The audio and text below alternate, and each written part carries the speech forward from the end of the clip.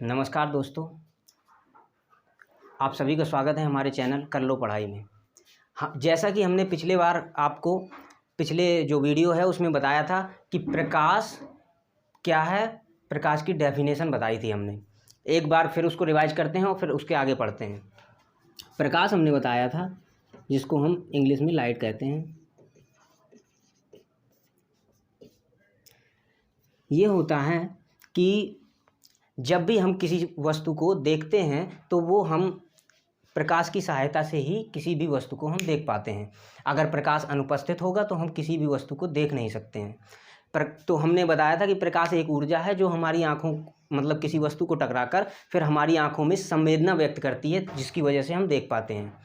तो उसी को हम लिख सकते हैं कि प्रकाश क्या है। तो प्रकाश की डेफिनेशन लिख सकते हैं, वह विकिरण जो किसी वस्तु से टकराकर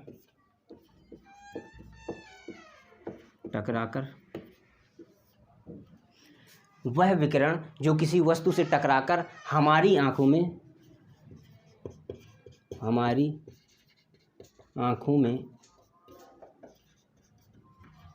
संवेदना उत्पन्न करती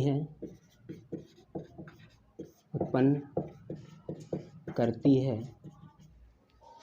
प्रकाश कहलाती है। यह प्रकाश कहलाती है।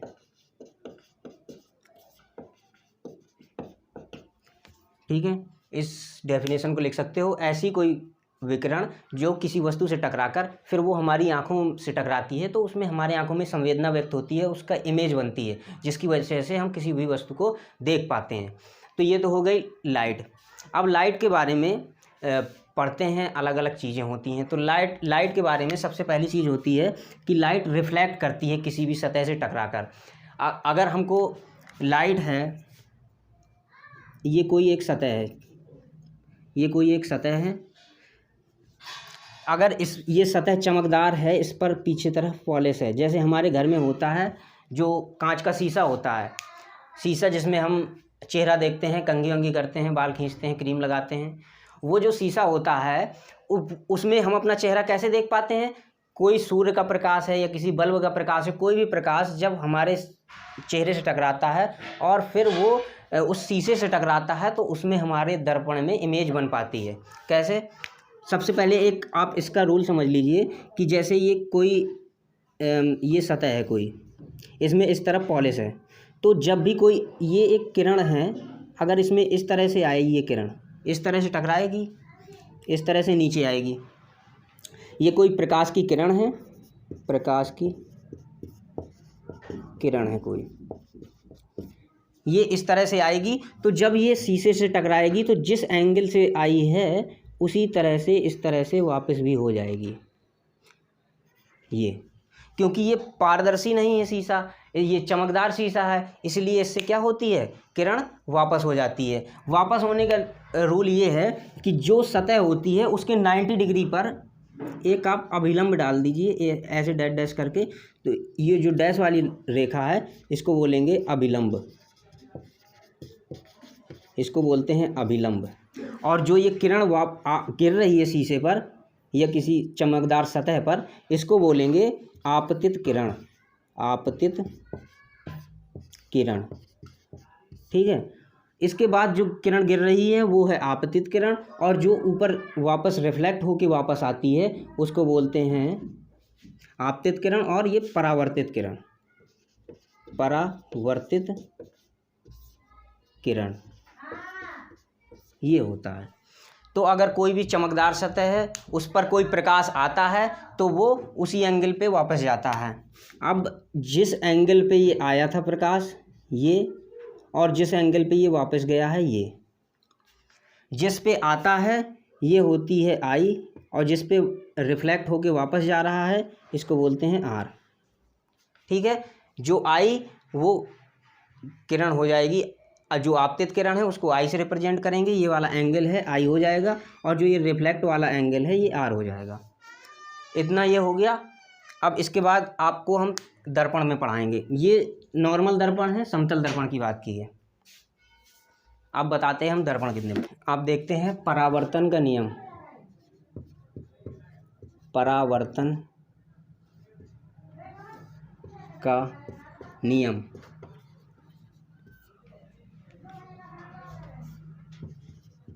रूल्स ऑफ रिफ्लेक्शन,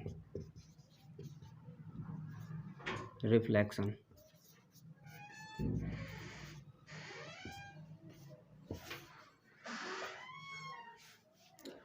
देखिए, जब भी कोई किरण है वो आती है किसी सतह पर, अगर वो चमकदार सतह है तो उससे टकराकर वो वापस हो जाती है। 3 तरह की सतह हो सकती हैं, या तो वो कोई सतह है जो सीधी है बिल्कुल, उसको बोलेंगे इस तरह से है और इस तरह उस पर पेंट पीछे चढ़ा हुआ है। आप घर का भी दर्पण देखेंगे तो अगर आप घर में जो आप शीशा यूज करते हैं उसको देखिएगा, अगर उसको निकाल के देखेंगे तो उसके पीछे एक पेंट चढ़ा हुआ रहता है, उसमें एक चमकदार सतह चढ़ी हुई रहती है, तभी वो उस पर हम अपना चेहरा देख सकते हैं। ठीक है, तो उसी को दर्पण बोलते हैं। अब जैसे ये है एक सतह, तो ये सीधी है सतह, इसको बोलेंगे समतल दर्पण। समतल दर्पण, ये सीधी सतह होती है तो ये समतल दर्पण है। जिसका समान तल हो उसको समतल बोलेंगे, समतल दर्पण बोलेंगे। ठीक है, अब एक सतह होती है तो जैसे ये है इस तरह से झुका हुआ है, अगर इसमें अंदर की तरफ इस तरफ पेंट हुआ है और ये बाहरी सतह चमकदार है तो इसको बोलेंगे उत्तल दर्पण, उत्तल दर्पण। ठीक है, अंदर की सतह चमकदार है, बाहर से कोई किरण टकराएगी इसमें तो इसको बोलेंगे उत्तल दर्पण। अगर इस तरह से बना हुआ है,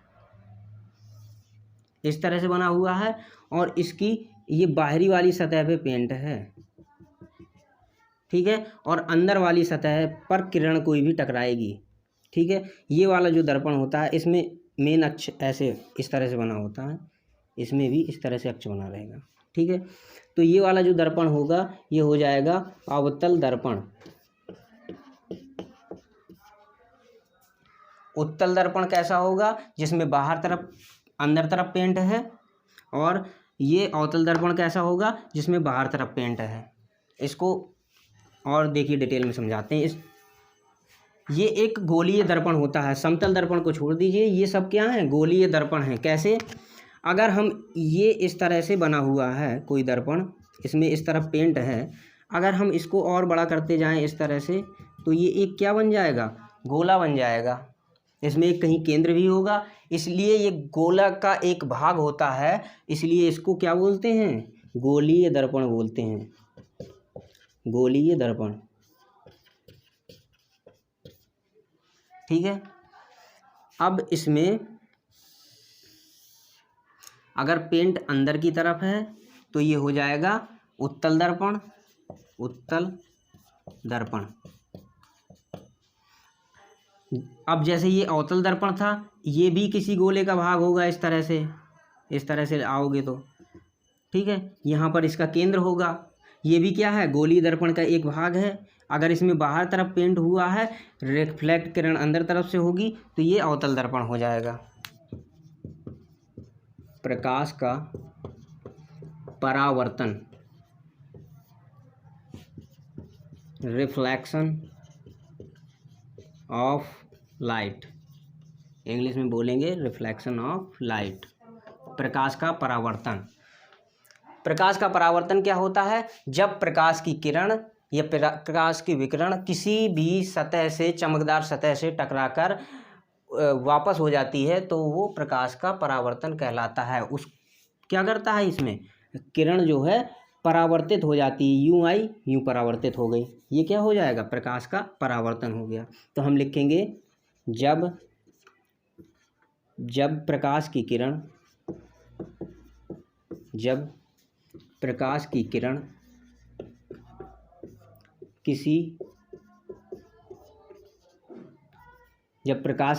किसी चमकदार सतह से, जब प्रकाश की किरण किसी चमकदार सतह से टकराकर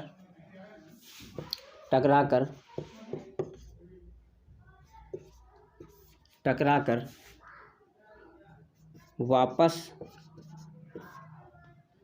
वापस मुड़ जाती है, या कह सकते हैं कि परावर्तित हो जाती है। तो जब प्रकाश की किरण किसी चमकदार सतह से टकराकर वापस मुड़ जाती है, या इसको ये भी लिख सकते हैं कि परावर्तित हो जाती है। प्रकाश की किरण किसी सतह से टकराकर परावर्तित हो जाती है, परावर्तित हो जाती है, तो इसे प्रकाश का परावर्तन कहते हैं। ठीक है, कोई भी किरण है, ये कोई शीशा रखा है या कोई दर्पण है, इस तरह से पेंट है, जब इसमें इस तरह से टकराएगी तो इस तरह से रिफ्लेक्ट हो जाएगी। यही क्या है, प्रकाश का परावर्तन है। ये आपतित किरण है, ये परावर्तित किरण है। इस तरह से यहाँ बीच में अभिलंब हो जाएगा। ये चीज़ समझ में आ गई। इसमें हम पहली चीज़ तो 2 रूल होते हैं इसके।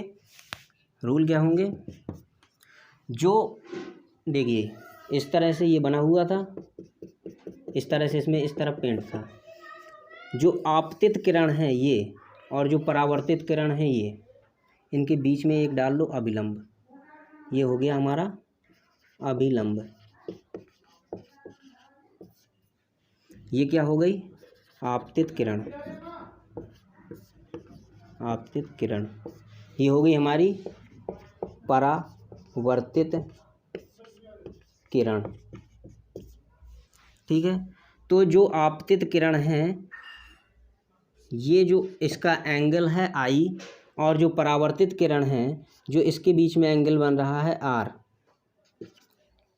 ठीक है, तो ये जिस एंगल से इस पे टकराती है, जिस एंगल से अभिलंब मतलब जो सतह है उस पर टकराती है, उसी एंगल से ये परावर्तित भी होती है।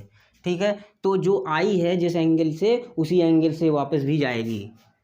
कह सकते हैं, पहली चीज़ तो ये कह सकते हैं कि जो ये होते हैं ये एक ही तल में होते हैं। ये हमारा कोई दर्पण था, ये सतह थी, जो सतह है इसमें जो आपतित किरण है और जो परावर्तित वाली किरण है और जो अवलंब है, ये तीनों क्या हैं, एक ही तरफ हैं, एक ही तल पर हैं। तो हम लिख सकते हैं कि आपतित किरण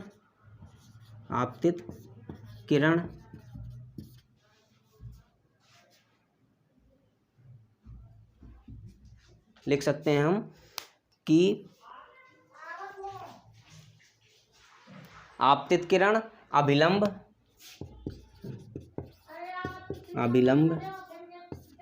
तथा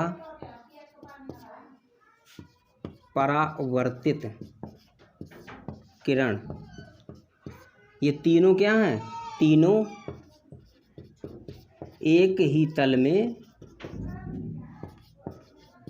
तल में होते हैं।